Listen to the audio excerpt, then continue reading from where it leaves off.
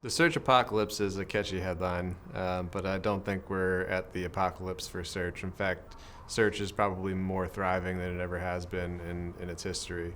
AI is a major disruptor of search and how people are searching.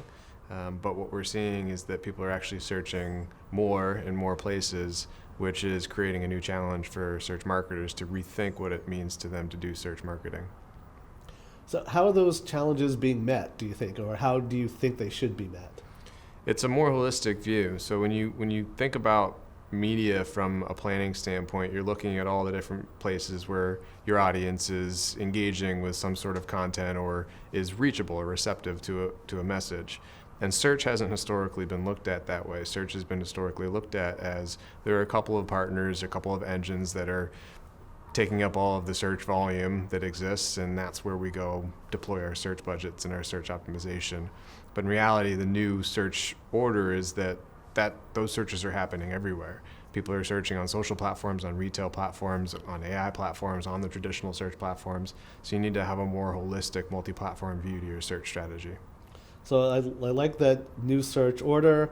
We have that includes AI overviews. We have visual search, and suggested features that are fragmenting attribution. Right. So, are there any search metrics that marketers maybe should stop caring about then as it evolves?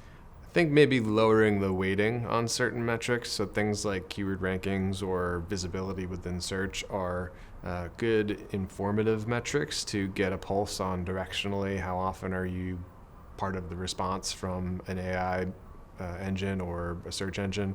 But ultimately, the purpose of search and all marketing is to drive business results. So finding ways to connect the activities in search and the metrics that you're getting out of your search marketing programs to driving business objectives, that's the key part of the attribution question for search marketers.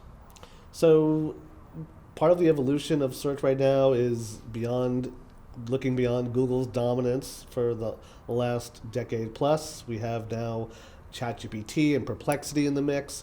So, how are you advising clients to allocate search budgets? Are you allocating them to spend differently or wait and see? Or Yeah, we don't have a broad stroke recommendation for all clients because it ultimately has to be personalized to what is relevant to that client and that client's audience. So, certain clients may be targeting folks who are using social platforms primarily as their search engine. So, that's going to influence the recommendation we might give. So, the budgeting process doesn't really change as much. It's just that the deployment might adapt to where people are searching. And ultimately, it's just driven by where the audience is rather than our opinions on different platforms. so, as you said earlier, there's search apocalypse has been grossly exaggerated. Search is thriving. So does that mean attribution is easier to nail down in today's SERP, or is it harder, or just different? Much harder. Part of the reason is that some of these search platforms are just discovering that they're search platforms or aren't as used to being search platforms, or maybe are just new platforms altogether. So the measurement that's coming from some of these platforms is potentially limited, in some cases almost non-existent. And to try to take those non-existent data points and put them into an attribution model is difficult slash impossible if there is no data coming to you. An example might be like a ChatGPT, right? There's no data coming from ChatGPT on the number of times someone is asking a question that's relevant to your business or seeing your brand name within the results.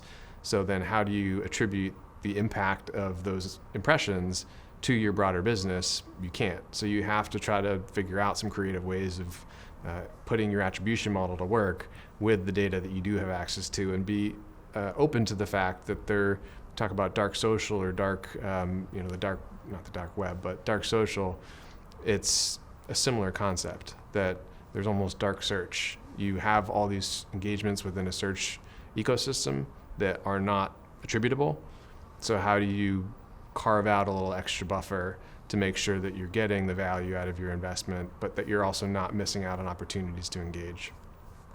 So, Dan, lastly, I wanted to maybe focus the perspective on the digital experience part of your title. So, with that in mind, I wanted to know is search optimization now more about controlling AI training data rather than traditional SEO tactics? It's a mix of everything. So the AI models are trained on what they're trained on, and they'll be updated over time, but that change doesn't happen as frequently as content is produced. So there is this, it's the same tactics in essence are applied. There are some nuances to how you apply them. There's some slightly new tactics, but what we see in the market conversation at the moment is there's some conversation around an entirely new capability, and that is taking a little bit too far in our opinion. It's part of the same strategy. It's just there's specific tactics that you might deploy that weren't relevant or even existing a few years ago when we were doing traditional SEO or paid search.